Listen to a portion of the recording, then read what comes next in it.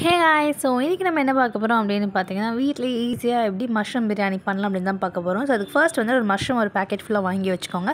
அது ரெண்டாக கட் பண்ணிக்கோங்க. அண்ட் ஸ்டார்டிங்கில் நீங்கள் என்ன பண்ண போகிறீங்கன்னா வெங்காயம் நல்லா குட்டி குட்டியாக சாப் பண்ணிவிட்டு நீங்கள் வந்துட்டு தயிரோடு மிக்ஸ் பண்ணி வச்சுக்கோங்க ரைத்தாக்கு.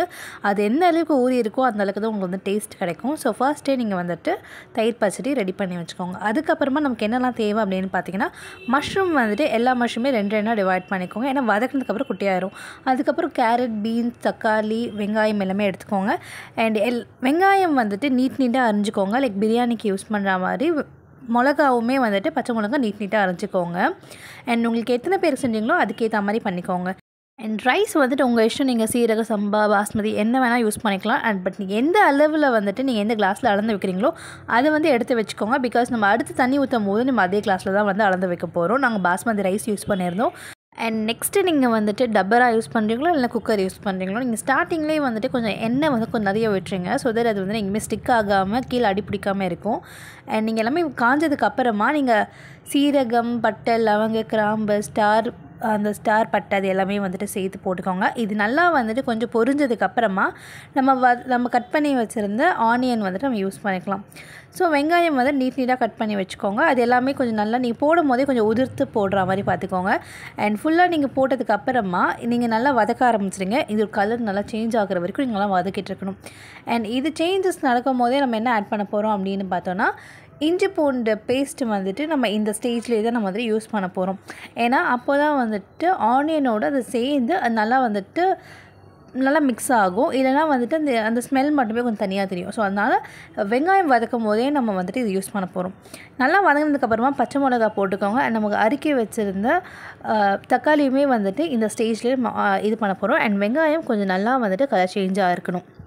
அண்ட் ரொம்பவும் தீஞ்சிடக்கூடாது. அண்ட் இதெல்லாமே போட்டதுக்கப்புறமா நல்லா வதக்கி விட்டுட்டே இருங்க. அண்ட் அப்போ தான் எங்களுக்கு தோணுச்சு ரம்ப இலை வந்துட்டு வீட்டில் இருக்கும். நிறைய பேர் வந்துட்டு ரம்ப இலை யூஸ் பண்ண மாட்டாங்க. ஸோ இது வந்து பிரியாணி லீஃப் அப்படின்னு கூட சொல்லலாம். இது வந்துட்டு எங்கள் வீட்டில் இருந்துச்சு அப்படின்றதுனால நாங்கள் போய் இதை கட் பண்ணிவிட்டு எடுத்துகிட்டு வந்திருந்தோம். ஸோ இதை வந்துட்டு நீங்கள் பிரியாணிலலாம் ஆட் பண்ணிங்கன்னா ஸ்மெல்லே வந்துட்டு செம்ம தூக்கலாக காட்டும். ஸோ அதனால் நீங்கள் இருந்துச்சுன்னா நீங்கள் ட்ரை பண்ணி பாருங்கள். அதுவுமே நாங்கள் கட் பண்ணி போட்டிருந்தோம். அண்ட் இது ஃபுல்லாக போட்டதுக்கப்புறமா நல்லா வதக்க ஆரம்பிச்சிருங்க. அண்ட் ரம்ப இலை வந்துட்டு நீங்கள் இந்த ஸ்டேஜில் போட்டதுமே உங்களுக்கு வந்து ஸ்மெல் தூக்கலாக காட்டும். இன்கேஸ் உங்கள்கிட்ட இருந்தால் நீங்கள் ட்ரை பண்ணி பாருங்கள். அண்ட் நெக்ஸ்ட் நல்லா இது வதங்கினதுக்கு அப்புறமா நம்ம கட் பண்ணி வச்சுருந்த மஷ்ரூம், கேரட் எல்லாமே வந்துட்டு ஒன் பை ஒன்னாக ஆட் பண்ண போகிறோம். உங்களுக்கு எவ்வளோ வெஜிடபிள்ஸ் வேணுமோ அந்த அளவுக்கு நீங்கள் வந்து யூஸ் பண்ணிக்கலாம். அந்த எவ்வளோ பேர் சாப்பிட போகிறீங்களோ அதுக்கேற்ற மாதிரி நீங்கள் கட் பண்ணி வச்சுக்கோங்க. உங்களுக்கு என்னென்ன வெஜிடபிள்ஸ் வேணும்னாலும் நீங்கள் கட் பண்ணிக்கலாம். அண்ட் நம்ம கட் பண்ணி வச்சுருந்த கேரட் அண்ட் மஷ்ரூம் எல்லாமே வந்துட்டு ஆட் பண்ணியாச்சு. அண்ட் ஆட் பண்ணதுக்கப்புறமா அது நல்லா ஃபுல்லாக வந்துட்டு மிக்ஸ்அப் ஆகுற மாதிரி கலந்து விட்டுக்கோங்க. அப்போ தான் வந்துட்டு ஒன்றுத்தில் பட்டு அந்த டேஸ்ட் வந்து நல்லா இறங்கி இருக்கும். அண்ட் உங்களுக்கு தேவையான அளவுக்கு வந்துட்டு உப்பு போட்டுக்கோங்க. அதுக்கப்புறமா நார்மல் மிளகாத்தூள் வந்துட்டு 2-3 ஸ்பூன் கிட்ட நீங்கள் காரத்துக்கு ஏற்ற மாதிரி போட்டுக்கோங்க. நீங்கள் ஸ்டார்டிங்கில் கொஞ்சம் கம்மியாக போட்டுங்க. அண்ட் ஃபைனலாக நீங்கள் பார்க்கும்போது இன்கேஸ் கம்மியாக இருந்தால் கூட நீங்கள் அப்போ ஆட் பண்ணிக்கலாம். அண்ட் காரமாக ஆகிடுச்சுன்னா அதுக்கப்புறம் கஷ்டமாயிரும். ஸோ ஸ்டார்டிங்கில் கொஞ்சம் கம்மியாக போட்டுக்கோங்க. அண்ட் கரம் மசாலா எது வேணுமோ நீங்கள் போட்டுக்கோங்க. நெக்ஸ்ட்டு வந்துட்டு ஒரு ½ லெமன் கிட்டே வந்து நல்லா ஸ்க்வீஸ் பண்ணி விட்டுக்கோங்க. அதுக்கப்புறமா நம்ம ஊற வச்சுருந்த அரிசி வந்துட்டு என்ன பண்ண போகிறோன்னா இதை வந்துட்டு நம்ம டபராவில் வந்துட்டு ஆட் பண்ண போகிறோம். அண்ட் நம்ம ஃபர்ஸ்ட்டே எடுத்து வைக்க சொல்லி இந்த கிளாஸில் வந்துட்டு இப்போ நீங்கள் 4 கிளாஸ் வந்துட்டு அரிசி ஊற வச்சுருக்கீங்க அப்படின்னா ஒரு டம்ளருக்கு 1.5 தண்ணி வந்துட்டு ஊற்ற போகிறோம். ஸோ நாங்கள் 4 கிளாஸ் வந்துட்டு ரைஸ் போட்டதுனால 6 கிளாஸ் வந்துட்டு தண்ணி ஊற்ற போகிறோம். ஸோ அதுக்கேற்ற மாதிரி தண்ணி ஃபஸ்ட்டு ஊற்றிக்கோங்க. அண்ட் தண்ணி ஊற்றுனதுமே வந்துட்டு நம்ம ஆல்ரெடி ஊற வச்சிருந்த அரிசி வந்துட்டு நம்ம எடுத்து போட்டுக்க போகிறோம். ஸோ அது நல்லாவே நீங்கள் போடும்போது கொஞ்சம் உதிர்த்து போடுங்க. ஸோ தட் கட்டியாக அங்கங்கே நிற்காது. நீங்கள் எல்லாமே போட்டதுக்கு அப்புறமா நீங்கள் ஜஸ்ட் நார்மலாக கலக்கி விட்டுட்டு ஒரு 2-3 மினிட்ஸ்க்கு அப்புறம் நீங்கள் அந்த டேஸ்ட் வந்துட்டு பண்ணி பாருங்கள். உப்பு எல்லாமே கரெக்டாக இருக்கா அப்படின்ட்டு. இன்கேஸ் கரெக்டாக இல்லைன்னா நீங்கள் வந்துட்டு அந்த டைமில் ஆட் பண்ணிக்கோங்க. பட் ஃபர்ஸ்ட் டே ஸ்டார்டிங்கில் எடுத்த உடனே நீங்கள் அதிகமாக போட்டுறாதீங்க.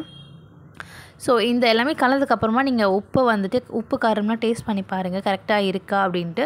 ஆக்சுவலி எங்களுக்கு வந்துட்டு கொஞ்சம் கம்மியாக இருந்துச்சு. ஸோ அதனால் வந்துட்டு நாங்கள் அகெயின் கொஞ்சம் காரம் வந்துட்டு ஆட் பண்ணியிருந்தோம். ஸோ அந்த மாதிரி நீங்களும் ட்ரை பண்ணி பாருங்கள். நீங்கள் ஃபர்ஸ்ட் எடுத்த உடனே போட்டுறாதீங்க.